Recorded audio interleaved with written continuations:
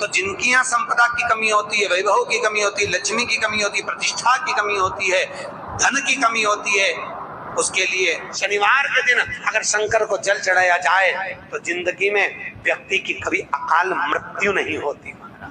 शिव महापुराण कर रही है, शंकर की कथा कर रही है। एक छोटा सा उपाय अवश्य करिए। मान लो आपको लग रहा है कि आपके घर में पितृदोष है, आपको ऐसा महसूस होता है, तो किसी भी नवरात्रि के पहले जो अमावस्या पड़ती है, चावल की कटोरी में एक कपूर का टुकड़ा रख दीजिए, छोटा सा, और कपूर का टुकड़ा रखकर उस कपूर को दरवाजे के बाहर कटोरी में ही, चावल रखी हुई कटोरी में ही उसको पितरों का स्मरण कर कर जला दीजिए। और जलाने के बाद उस चावल को कहीं भी किसी भी वृक्ष की छांव में पक्षियों के लिए डाल दीजिए। शिव महापुराण की कथा कहती है, अगर मान लो पितृ आपको कष्ट दे रहे हैं, पितृ आपको तकलीफ दे रहे हैं, कोई काम नहीं होने दे रहे हैं, या कहीं आपको ऐसा लगता है कि पितरों का दोष है, तो वो पितृ दोष देवी, अब ये जो आप करेंगे ये कब कर रहे हैं? अमावस्या के दिन आप उसको रख रहे हैं। अमावस्या के दिन उसको रखकर रात भर आपने रखा कपूर के साथ में, सुबह एकम पड़ गई, नवरात्रि लग गई, उसी दिन उसको जलाकर आपने पटक दिया। अर्थात उससे देवी और पितृ इन दोनों का आशीर्वाद जो प्राप्त होता है, तो घर में से पितृदोष समाप्त होकर लक्ष्मी की वृद्धि प्रारंभ हो जाए। अमावस्या के दिन पितृपक्ष समाप्त हो, उस दिन प्रदोष काल में, प्रदोष के समय पर, प्रदोष काल में शाम के समय पर जाकर किसी भी नदी, तालाब, बावड़ी, कुआं, कहीं ना कहीं जो आपके पास में हो, वहां पर एक घी का दिया, बत्ती का मुंह दक्षिण की ओर कर कर अवश्य जला कर जाना, सारे पितृ दोष समाप्त हो जाएगा।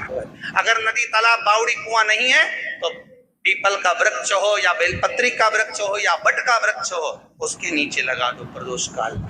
पर अमावस्या के दिन लगाएं जरूर। क्यों? क्योंकि अमावस्या 16 दिन तक पितृ मृत्यु लोक में आने के बाद में भोजन ग्रहण करते हैं।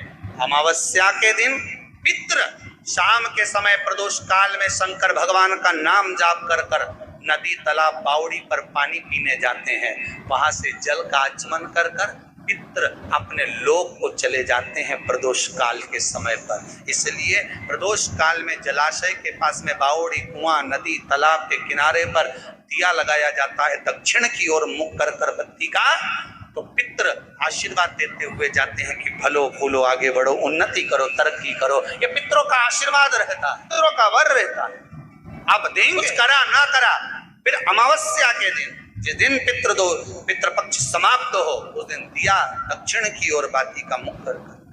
7 स्थान ऐसे हैं जहां चंदन की मात्र उंगलियां लगा देने से ही शिव पितृलोक के पितरों को मुक्ति प्रदान करके वैकुंठ लोक का निवास देते हैं। 7 स्थान, और वो 7 स्थान जो चंदन के बताए गए, पहला भगवान देवाधिदेव महादेव के शिवलिंग पर चंदन का लेपन, समझ लेना जरा बहुत अच्छे से।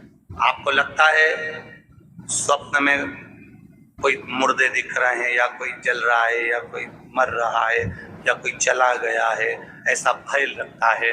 बच्चों को मानी भेजूंगी ऐसा हो जाएगा, पति को मानी भेजूंगी ऐसा हो जाएगा, कोई हमारे कोई गलत तो नहीं कर रहा है, आपको लगता है। 7 स्थान चंदन के बताएं, बाबा के शिवलिंग पर, दूसरा गणेश जी पर चंदन की उंगली, तीसरा षडानंद कार्तिकेय पर चंदन की उंगली, चौथा अशोक सुंदरी पर चंदन की उंगली, पांचवा जलाधारी पर चंदन की उंगली, छठा जो शिवलिंग का जल बह रहा है इसके ठीक विपरीत की ओर चंदन की उंगली, और 7वां चंदन नंदी के मस्तक के ऊपर जो 2 सींग लगे रहते हैं उस पर चंदन की उंगली। ये कब लगाई जाती है? या तो अमावस्या के दिन आपको लगता है कि हमारे पूर्वजों का उद्धार नहीं हुआ, हमारे पूर्वजों का कल्याण नहीं हुआ, कहीं अधोगति में कोई चला गया है, उसका बस एक बार, रोज नहीं जरूरत है। ओम नमः शिवाय, हर हर महादेव। दोस्तों, आशा है कि आपको ये वीडियो अच्छी लगी होगी। वो वीडियो अच्छी लगी है तो वीडियो को लाइक, चैनल को सब्सक्राइब करें, वीडियो को ज़्यादा से ज़्यादा शेयर करें। कमेंट बॉक्स में हर हर महादेव अवश्य लिखें। ओम नमः शिवाय। हर हर महादेव।